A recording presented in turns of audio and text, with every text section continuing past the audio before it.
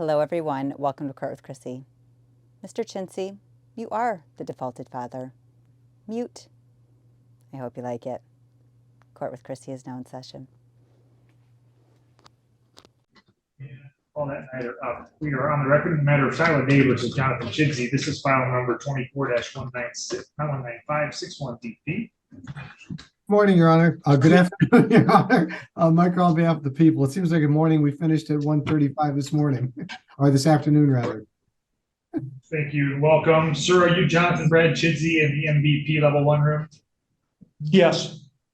Welcome, Mr. Chintzy. We're here today because the prosecutor's office has prepared a request to have a default judgment affiliation entered today. Did you have a chance to review that order? I believe I did, yes. All right. And what's your position on that order being entered today, Mr. Chintzy? I felt that I needed some type of, either representation, or someone on my side who knew a little more about it. I did take this, they were requesting a DNA test, is that correct? 2 different times, apparently, yes. Right. I gave them a DNA test. Well, we're here for a default judgment, and the reason is back on May 3rd, the prosecutor's office attempted to file what was called an order to show cause, asking me to order you to appear to explain why you didn't follow the court's order, because of course I did issue an order requiring you to take a test.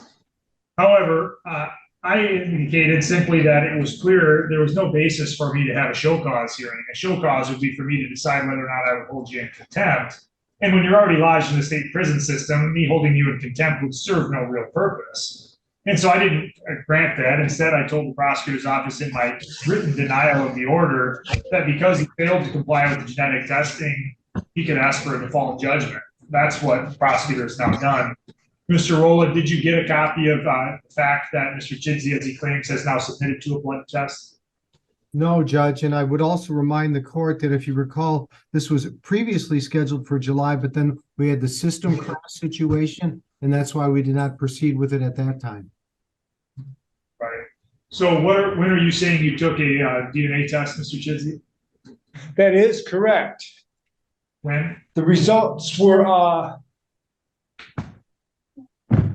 Wrong county, maybe. the results didn't work. I mean, they didn't, inconclusive.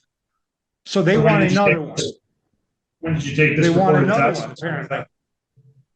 When did you take this test, Mr. Chintzy? I'm gonna say May. Back a while, yeah.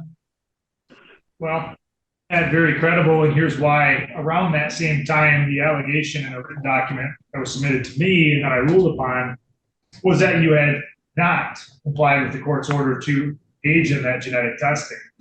Because you failed to comply, the statute which is in place is 722.716 allows me to issue a default judgment if requested by a proper party, and a proper party in this case is the City County Prosecutor's Office. So the default has already been issued against you. A default simply means that you have no right any longer to be heard on the merits of the case, Mr. Chintzy. That's because you didn't undertake the obligations and the court orders to get the testing done in a timely manner. So I respect what you're telling me. I don't have any reason to necessarily believe what you're telling me. You're not showing that I took the test. Well, that's what you're saying to me, Mr. Chintzy. Yes, I did. Okay, all right. Mr. Rolla, did you have anything further you wanted me to hear from your office by way of argument? No, Your Honor, that's why we had. I don't have a problem with this, taking the testing. Obviously, I did it once. Well, that's what you're saying, Mr. Chintzy, but I don't have any proof of that fact, and I have an allegation by an officer of the court that you did So they not lost my test, is what we're saying here, is they lost the test?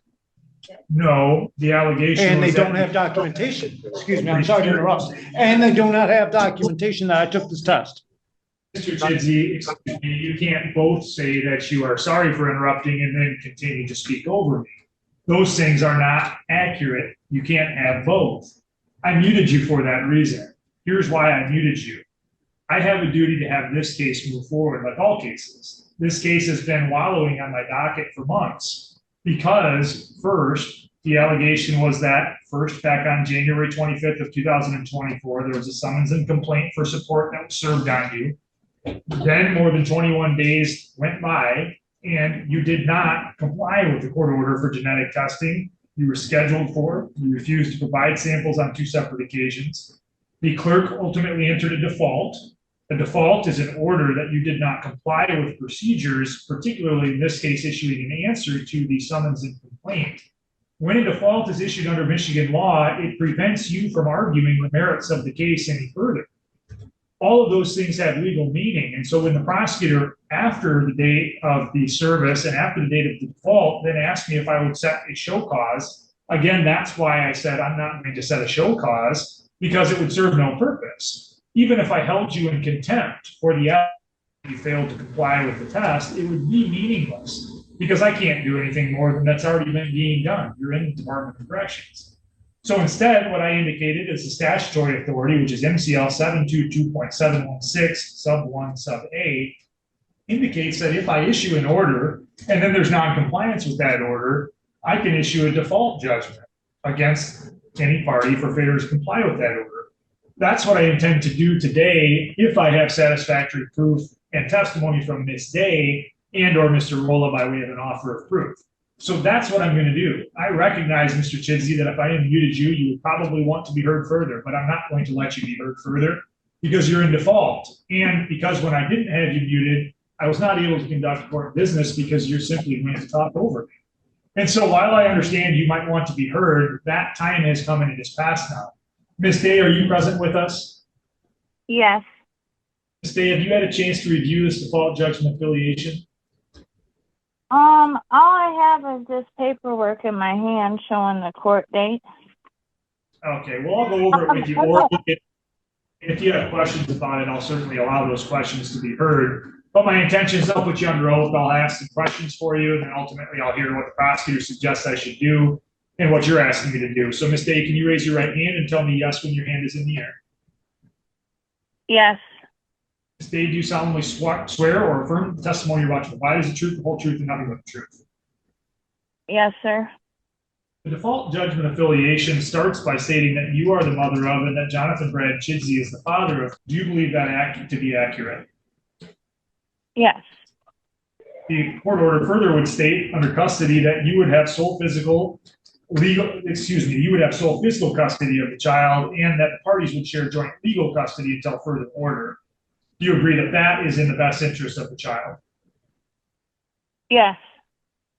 Under parenting time, it says parenting time shall be as the parties can agree. If you're unable to agree, either party may request mediation services through the friend of the court. And if the parties are unable to reach an agreement through mediation, then either party can petition the court for further relief. Do you believe that parenting time provision, those parenting time provisions are in the best interest of? I'd rather get the visitation supervised. Well, what this says, and let me go over it again, and then I'll ask if you have questions about it. It first says parenting time is as the parties agree. If you can't agree, then either one of you can request mediation services. If that doesn't reach an agreement, then either one of you could petition the court.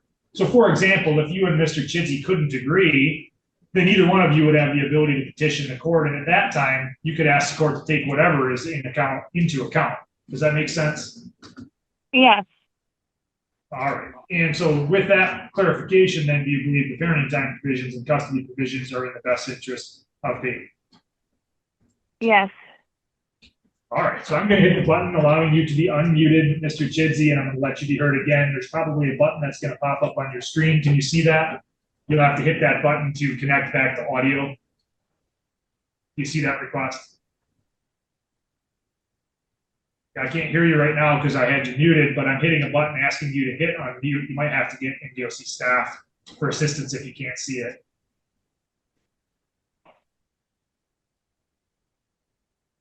Okay, can you hear me now, Mr.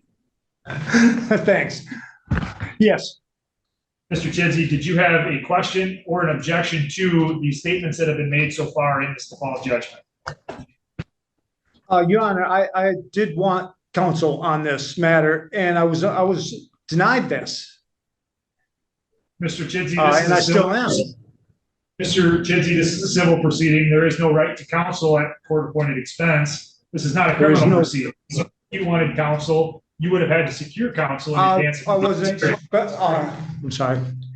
I wasn't specifying the court on the court's court appointed.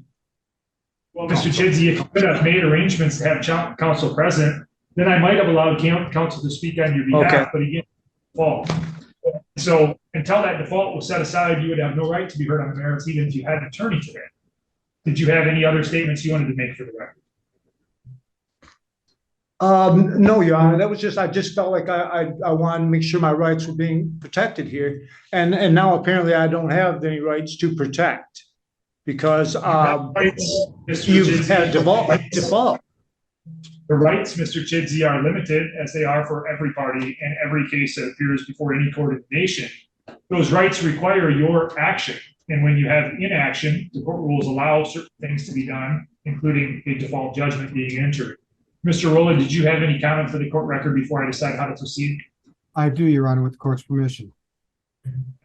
Please.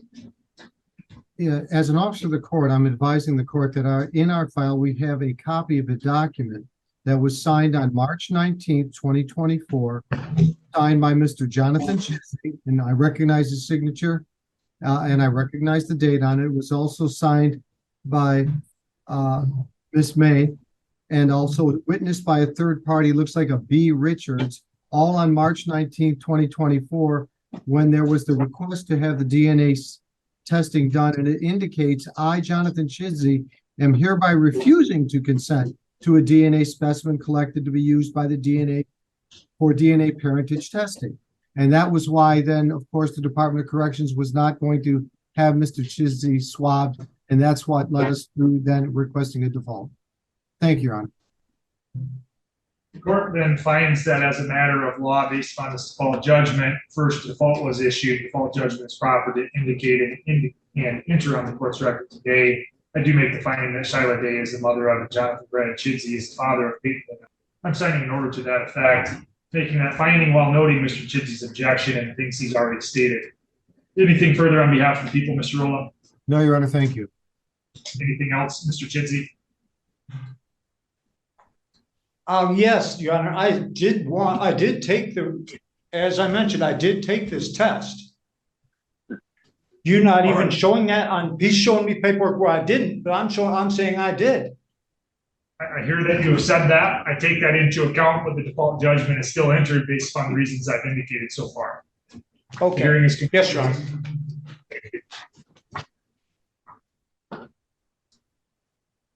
You're all set, Ms. Day. You can sign.